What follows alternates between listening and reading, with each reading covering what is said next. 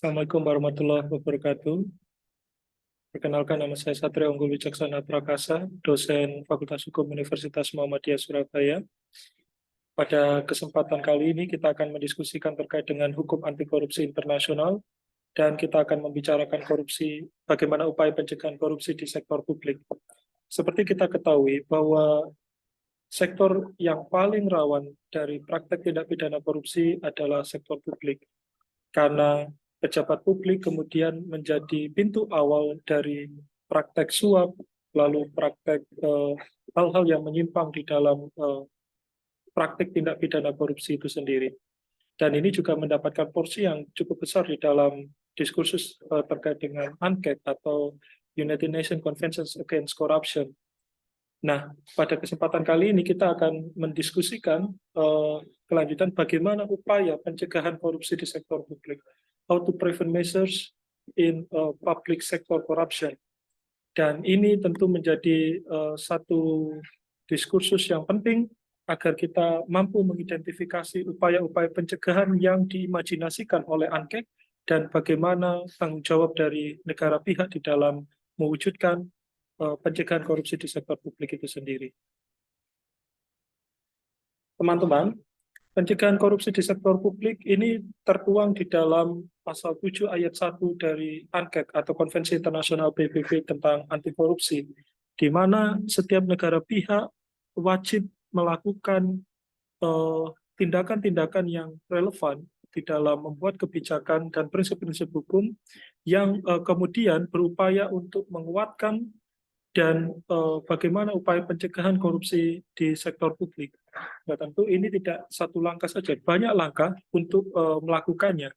Yang pertama, kemudian harus prinsip-prinsip transparansi, efisiensi, objektif, dengan tentu mengedepankan sistem meritokrasi, itu adalah upaya pencegahan yang paling utama di dalam praktek korupsi di sektor publik.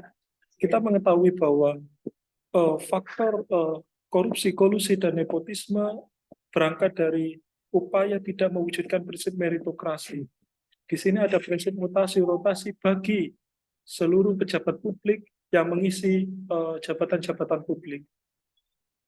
Ini semua dilakukan, penting dilakukan untuk mengantisipasi bagaimana praktek korupsi dan kaitannya dengan pejabat publik. Tentu kita mengetahui korupsi di sektor perizinan, termasuk pengadaan barang dan jasa, semua berangkat dari sektor publik. Maka upaya-upaya pencegahan itu wajib dan relevan dilakukan. Dengan termasuk di poin B, di pasal 7 ayat 1 UNCAC, poin B, bagaimana kemudian prosedur dan mekanisme, termasuk seleksi dari pejabat publik, yang kalau di dalam bahasa Indonesia adalah aparatur sipil negara, yang dia non-elected, atau dia yang elected, yaitu pejabat publik yang berada di top level, yang dipilih secara election atau pemilihan seperti itu.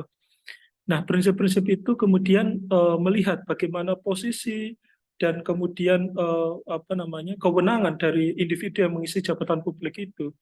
Karena apa? Karena mereka adalah orang-orang yang rentan dari praktek korupsi dan juga tentu pelanggaran-pelanggaran yang diciptakannya. Prinsip rotasi, mutasi, dan lain sebagainya itu harus mendasarkan pada prinsip meritokrasi. Yang poin C di pasal 7 ayat 1, bagaimana untuk mempromosikan remunerasi dan pembayaran atau insentif-insentif yang relevan kepada pejabat publik. Tentu kita mengetahui satu langkah untuk pencegahan korupsi di sektor publik adalah dengan cara memberikan kesejahteraan yang maksimal bagi pejabat publik. Nah, pengaturan tentang remunerasi, kemudian pengaturan terkait gaji dan lain sebagainya di dalam level ekonomi dan tentu kebutuhan dari masing-masing pejabat publik itu menjadi imajinasi yang dibayangkan di dalam UNCAC untuk mencegah korupsi di sektor publik, termasuk bagaimana melakukan promosi tentang pendidikan, program-program pelatihan yang relevan untuk meningkatkan kapasitas dari pejabat publik itu sendiri, yang mereka kemudian memiliki bagaimana awareness atau kesadaran untuk pencegahan korupsi itu sendiri, termasuk bagaimana performa dan fungsinya, itu dilindungi oleh suatu sistem kode etik yang sah atau relevan, yang bertujuan agar mereka dapat memegang tanggung jawabnya dengan baik. Dan tentu menjalankan kode etik itu tidak hanya sebagai formalitas semata, namun budaya integritas dari pejabat publik itu sendiri. Di pasal 7 ayat 2 hingga ayat 4 ANKEK memberi tanggung jawab kepada negara pihak untuk membuat suatu prinsip-prinsip hukum yang tertuang di dalam suatu kebijakan legislatif maupun administratif terkait dengan area-area pemilihan, ya, khususnya dari pejabat publik yang dipilih secara election atau melalui proses pemilu seperti itu. Pejabat publik seperti kepala daerah dan lain sebagainya, yang mana mereka menjadi top level pejabat publik di dalam mengambil keputusan, wajib kemudian mempedomani sistem hukum di dalam ketentuan nasional hingga ketentuan lokal sesuai dengan level kepemimpinannya, untuk terus mengedepankan prinsip-prinsip transparansi, akuntabilitas, termasuk di dalam pengelolaan dan penggunaan anggaran, dan termasuk di dalam proses pemilihan dari pejabat publik itu sendiri, berangkat dari partai politik mana dan lain sebagainya. Dorongan agar transparansi itu dimulai dari sejak paling earlier measures itu merupakan suatu langkah yang harus kemudian dikedepankan. Karena apa? Karena proses pemilihan pejabat publik yang dilakukan tanpa transparansi dan akuntabel tentu akan menjadikan pejabat publik itu sangat kompromis terhadap praktek korupsi. Di ayat 4, bagaimana kemudian kewajiban negara pihak dengan prinsip-prinsip hukum untuk mengadopsi, menjaga, dan menguatkan prinsip-prinsip transparansi di dalam mencegah benturan kepentingan. Tentu kita tahu bahwa pejabat publik ini pada satu posisi dia memegang kekuasaan sebagai decision maker di dalam merumuskan kebijakan. Di sisi yang lain, mereka juga sebagai individu kemudian memiliki relasi, katakanlah relasi bisnis dan lain sebagainya yang tidak dapat dihindarkan dari benturan kepentingan. Maka dari itu, semua negara pihak wajib kemudian mengatur tentang bagaimana upaya pencegahan konflik of interest atau benturan kepentingan di dalam pengadaan barang dan jasa, di dalam pelaksanaan kode etik, dan termasuk di dalam menjalankan kewenangannya. Ketika kemudian pejabat publik kemudian ada keluarganya, ada kolega, dan kerabatnya kemudian juga mengisi sektor privat misalkan, yang itu kemudian di dalam pengadaan barang dan jasa tentu ada terjadi benturan kepentingan, bagaimana upaya mengatasinya atau pencegahannya.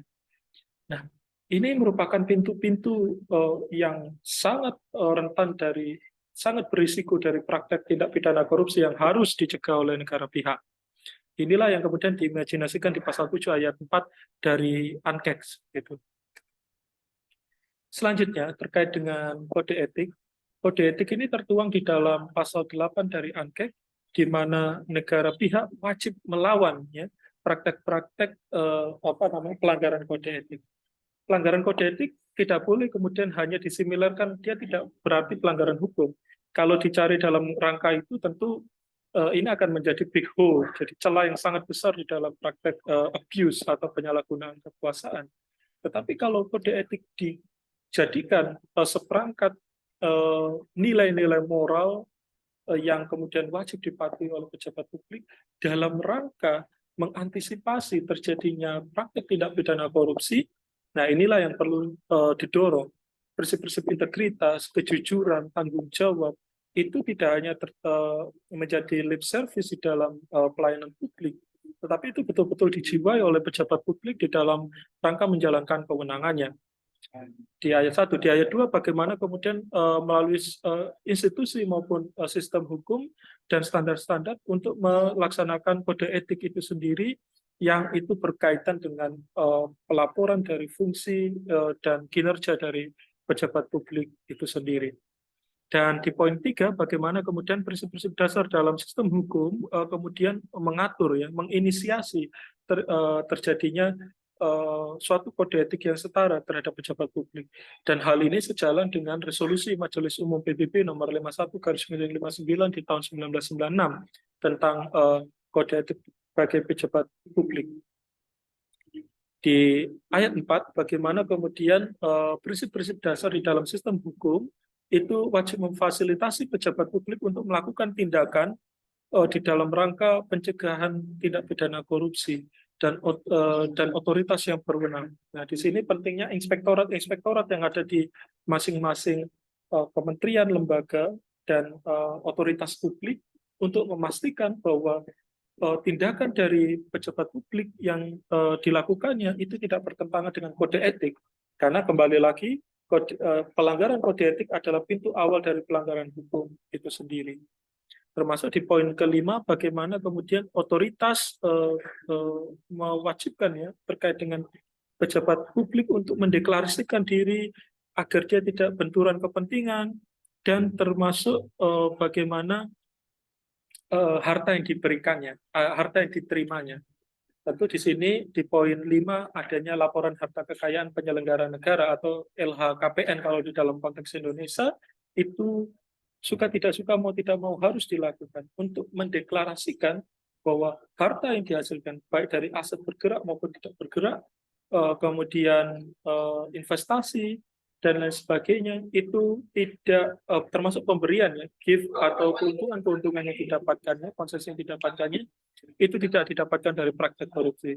Karena ketika terjadi kekayaan yang tidak wajar atau illegal enrichment, dia adalah satu dari beberapa model dari upaya harusnya penindakan korupsi itu sendiri.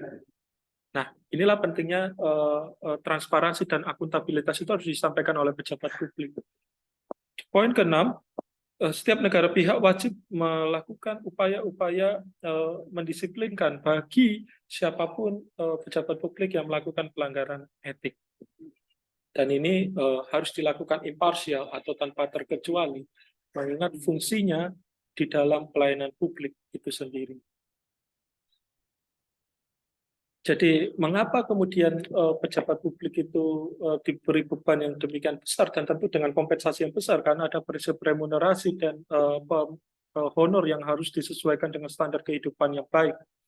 Karena di sini pejabat publik sangat berpengaruh di dalam bagaimana neraca perdagangan, investasi itu kemudian stabil di suatu negara.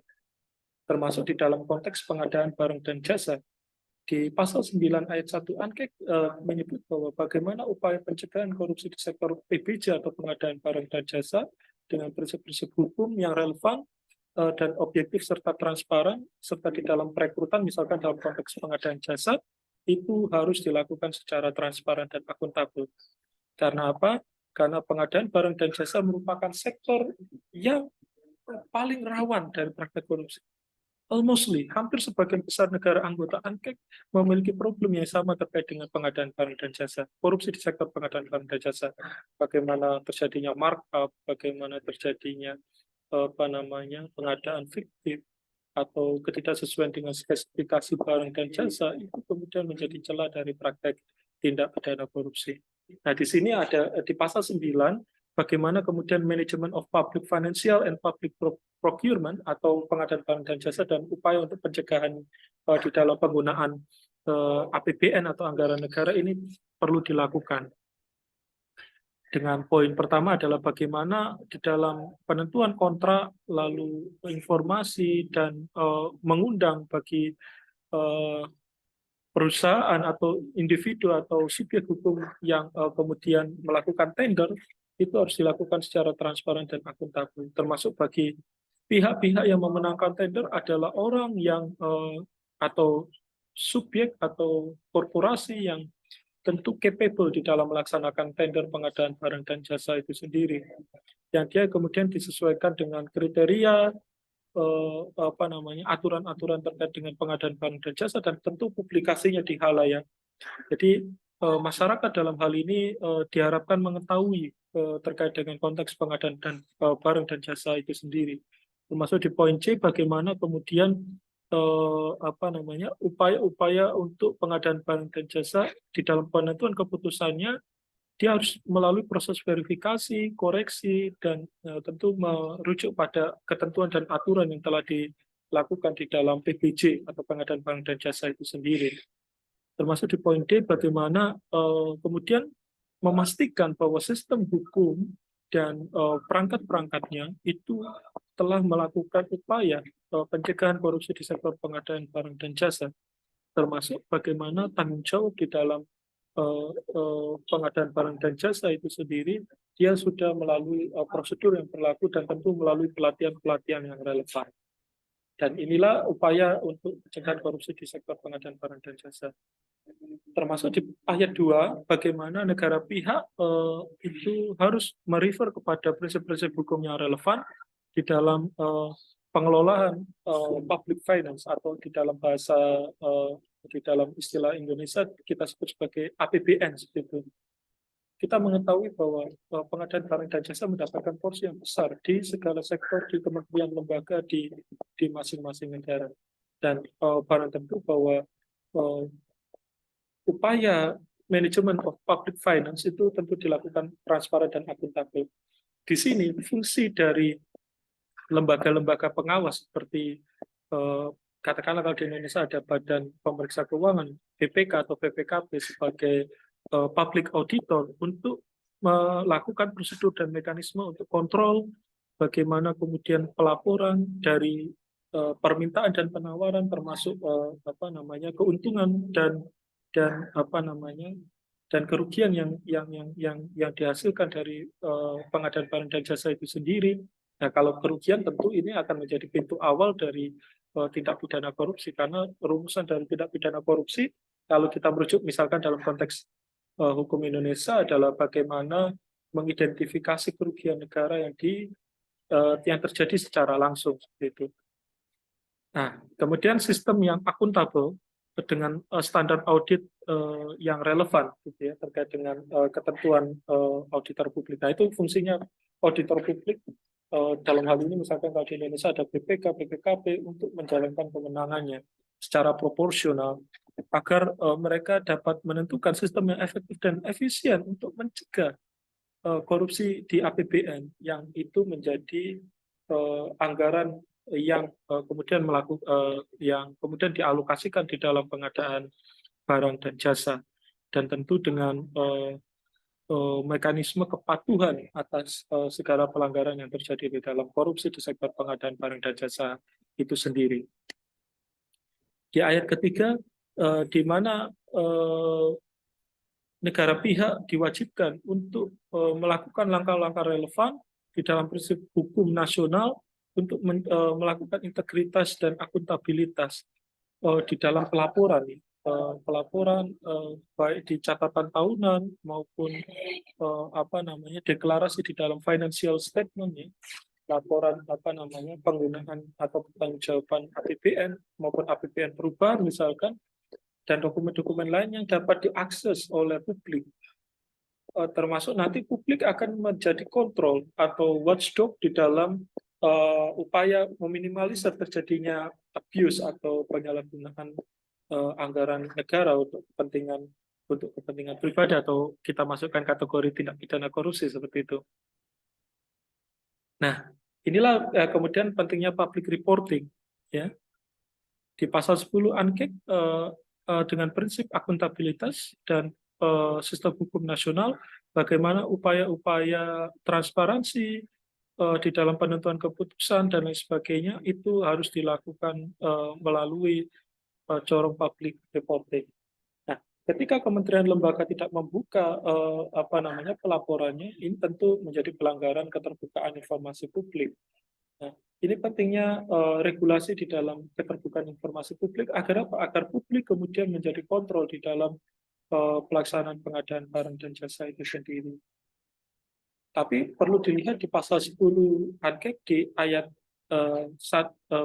huruf A di sini, bagaimana kemudian di dalam menjalankan keputusannya, kemudian kebijakannya, kemudian public reporting ini tentu harus menjaga data privacy, ya, dan personal data di dalam dari pejabat publik. Tujuannya apa, Pak? Tujuannya tidak lain dan tidak bukan agar tidak terjadi kerentanan atau kerawanan atau risiko dari praktek korupsi apabila tahu bahwa otoritas yang berwenang untuk pengadaan barang dan jasa itu si A, si B, dan si C. Mereka akan kemudian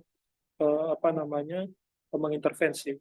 Nah, ketentuan pengadaan barang dan jasa, walaupun pemenang tender sudah ditentukan, tapi di public reporting dia harus dilakukan secara anonim. Fungsinya adalah tidak lain dan tidak bukan adalah mencegah risiko yang tidak dikehendaki dari pemegang keputusan dari pengadaan barang dan jasa maupun pejabat publik itu sendiri, termasuk bagaimana akses untuk mengkontrol ya dari fasilitas publik yang diberikan dan kompetensi di dalam penentuan keputusan, termasuk adanya laporan secara periodikal untuk pencegahan korupsi termasuk di sektor administrasi publik, yang ini menjadi kewenangan dari public sector atau pejabat publik seperti itu. Dan yang perlu diketahui adalah pejabat publik tidak hanya yang memegang kekuasaan di sektor eksekutif, legislatif maupun administratif, tapi juga ada di sektor kehakiman maupun kejaksaan atau sektor penegakan hukum. Di sini wajib atau penting digarisbawahi adalah upaya untuk menjaga independensi dan kewenangan dari lembaga peradilan di dalam pemberantasan korupsi. Di sini perlu prinsip-prinsip dasar dengan asas praduga tak bersalah, dan juga independensi lembaga peradilan untuk mengambil langkah-langkah yang tepat di dalam pemberantasan korupsi. Disinilah pentingnya ada pengadilan ad hoc tindak pidana korupsi yang terlepas, walaupun dia secara struktur masih masuk dalam kekuasaan Mahkamah Agung, misalkan kalau di Indonesia, tapi secara otoritas dia independen. Fungsinya apa? Fungsinya adalah menjaga impartiality atau ketidakberpihakan apabila misalkan korupsinya berkaitan dengan institusinya atau berkaitan dengan penegak hukumnya. Ya, tentu kemudian langkah-langkah yang dilakukan, termasuk tidak harus melihat dari segi akhirnya ya, dari lembaga peradilannya, termasuk di dalam proses penuntutannya, prosecution. Bagaimana kemudian kewenangan jaksa dalam hal ini baik yang ada di bawah lembaga anti korupsi independen, ya, seperti di dalam ketentuan pasal 6 angket, atau prosecution yang memiliki kewenangan pemberantasan korupsi, ya. Di Indonesia misalkan lembaga anti korupsi independen itu ada KPK, tapi juga ada kewenangan kejaksaan yang memiliki kewenangan yang sama untuk melakukan penuntutan di dalam tindak pidana korupsi. Di pasal 11 ini mereka menikmati hak-hak independen dan kekebalan dan perlindungan di dalam rangka menjalankan kewenangan penegakan hukumnya. Dan inilah yang tentu harus dijaga untuk make sure, untuk memastikan bahwa korupsi di sektor publik betul-betul dapat diminimalisir sedemikian rupa.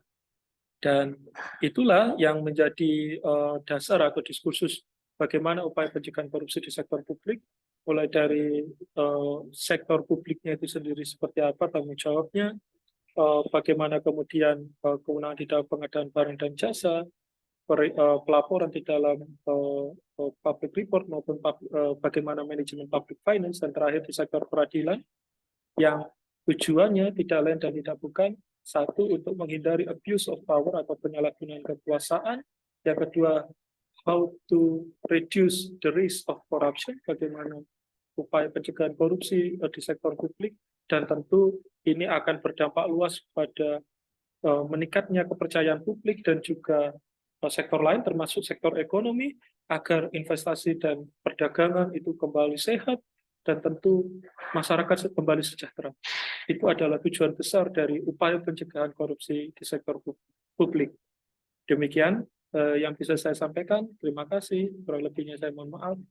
Akhir kata, wassalamualaikum warahmatullahi wabarakatuh.